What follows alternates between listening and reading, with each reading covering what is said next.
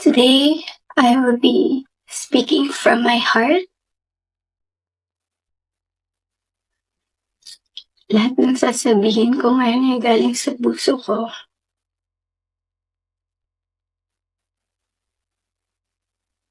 Today, I will take accountability for everything. Nagkamali ako, and I want to say sorry for everything that I have done. It all started last June of 2024. I was in a very dark place. I was lonely. And I was getting attention from Anthony. The kind of attention that I needed. When I sensed that there was this brewing attraction between Anthony and I, nadala ako sa emotions ko. And I knew that was wrong. I came clean right away. I told my ex everything, and I admitted things to him, and then we broke. It wasn't easy. It was very hard for me. I announced the breakup. The reason why I became so emotional during the interview, because I was holding back a truth.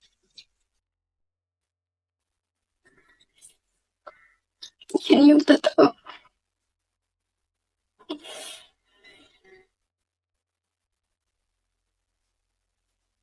I wasn't really able to simmer down.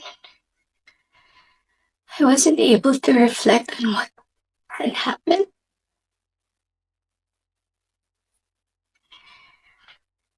I was working every day for days straight, weeks straight, months straight. Bago nagsimula yung mga daming trabaho namin, I told Anthony that I broke up with my ex. And he also said the same thing.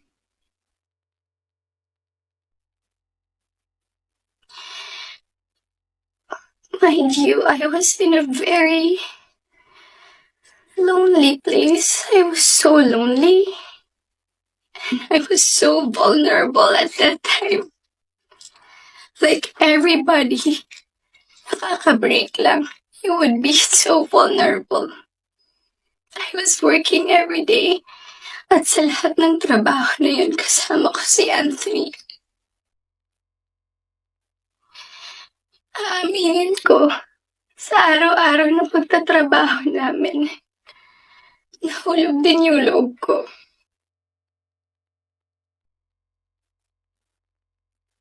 He would be very sweet to me.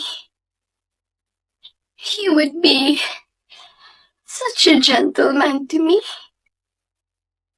He would say things to me. He would kiss me on the side in front of other people. He would tell all the people who were close to me that he was single. So, I was confident to act a certain way around him on the set.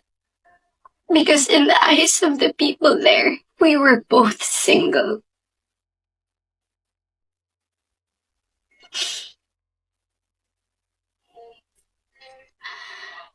Araw-araw kami nagtatrabaho, and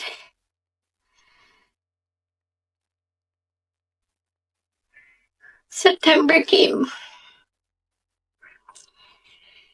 We went to Italy for our shoot sa teleserye namin na Incognito. And that, doon nag-start na naging deep yung pagkakilala namin sa isa't isa. I really fell.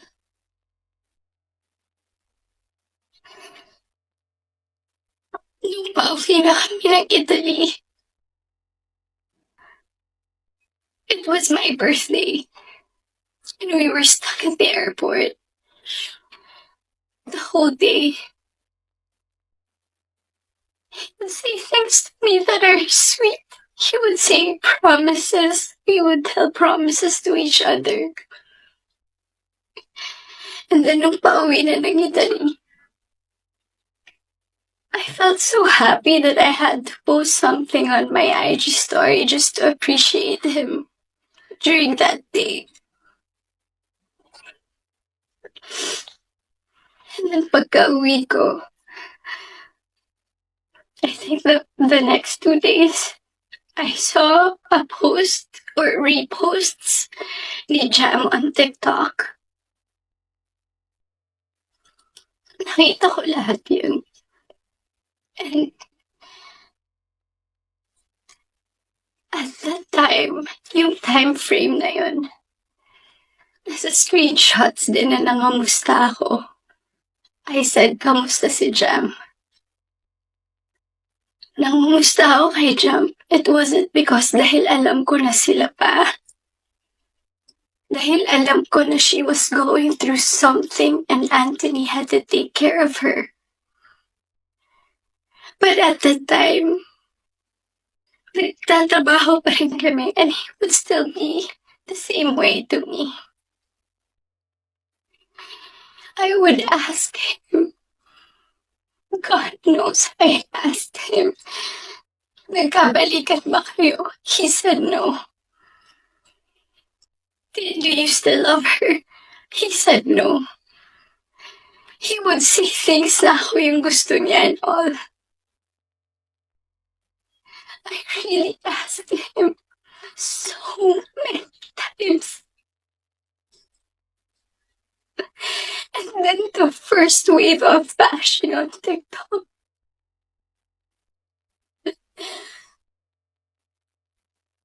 Masakit yun para sa akin. I asked him, when are you gonna release a statement na wala na kayo? When? Because in the eyes of the public, you were taken. But I know that you're not. You would be very sweet to me. When are you gonna release a statement? He would tell me. He was waiting for the right moment. I didn't want to be pushy. I didn't want to aggravate things. So I waited and kept quiet. Because it wasn't my story to tell anyway. I kept quiet. October passed. We were working still every day. And then Halloween. It was the very first night we went out na medyo sweet kami sa isa't isa. The next day, Cham posted on her Instagram story. There were no names mentioned. There were no names. But people were insinuating that it was Anthony and I. So the waves of bashing came again. I asked him again, when are you gonna release a statement? God knows how many times I begged for a statement. I begged him to fix this because I was so tired of getting bashed. He said, wait, he's waiting for the right moment.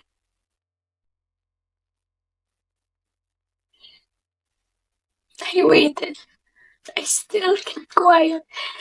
I really wanted to speak up. But it wasn't my story and it would look really pathetic. Days went by. The press con of Incognito happened. He released a statement. To me, it was too late. Because at that time, I was slowly distancing myself from him romantically. The infatuation and the attraction died. But thank you for the statement.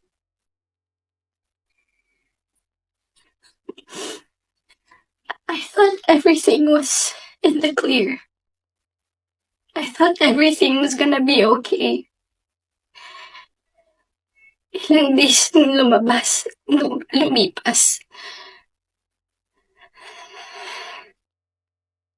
The screenshots.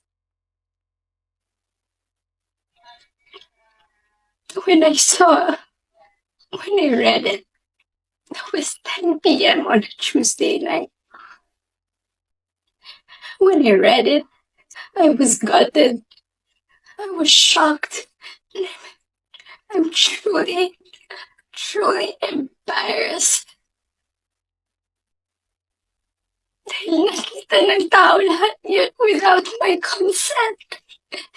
Against my will. I read the screenshots over and over and over again. Ang pinaka-na-shock ako dun, I read it. It was the perfect narrative. That there was this other woman. That there was this apologetic boyfriend. And the avoidant boyfriend towards the other woman. And the scorned woman. That's the narrative. That's her side of the story. And there's nothing wrong with that. But this is my side. This is my side.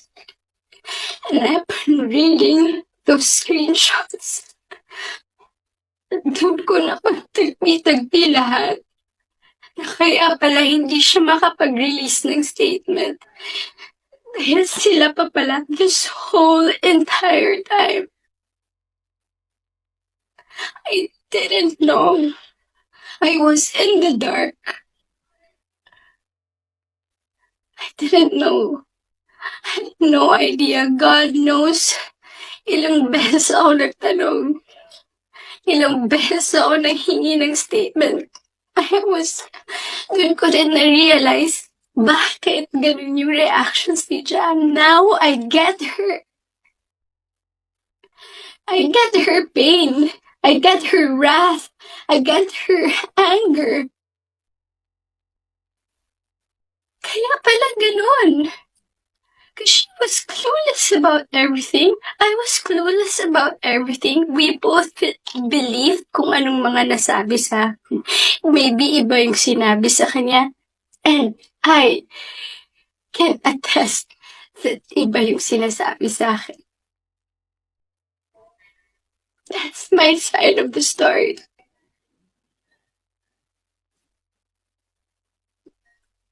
I have so many things to say.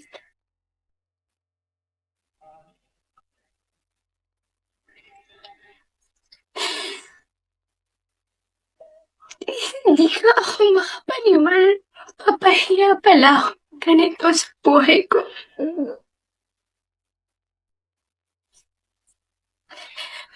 So to the public, I am sorry that you got to see that very intimate side of me. Ganun talaga ako pag nagbigay ng pagmamahal. It was supposed to be private. It was supposed to be a private, intimate thing. I'm sad. I'm sad na nakita yun ng tao. And yes, I don't want to play the victim here. Nagkamali din talaga ako. And I want to say sorry to those people I have hurt.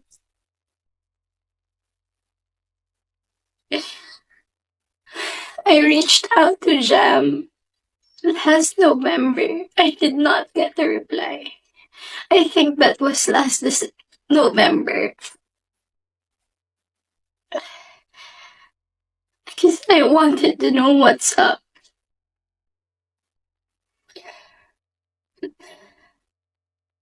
So, I'm sorry. Most especially, I'm very sorry. I'm truly sorry to those people who supported me for 10 years.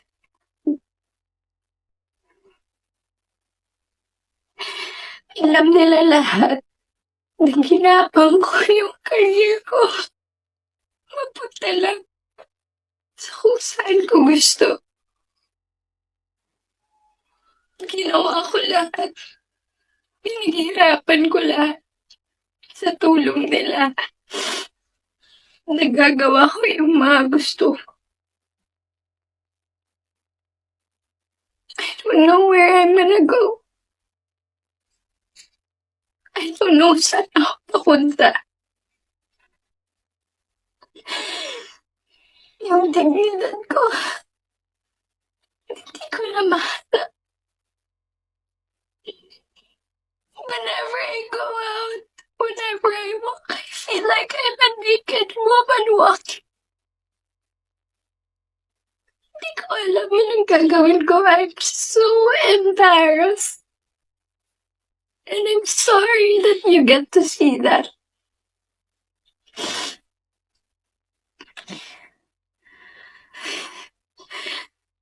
But I can assure you, tuloy pa rin ako. Tuloy pa rin ang laban. Magtatrabaho pa rin ako kahit nahirap.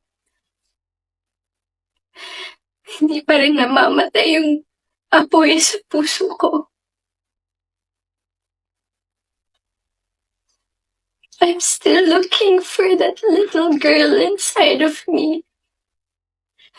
It's hard to look for her now, but someday I get to find her and I will be able to hold my shadows.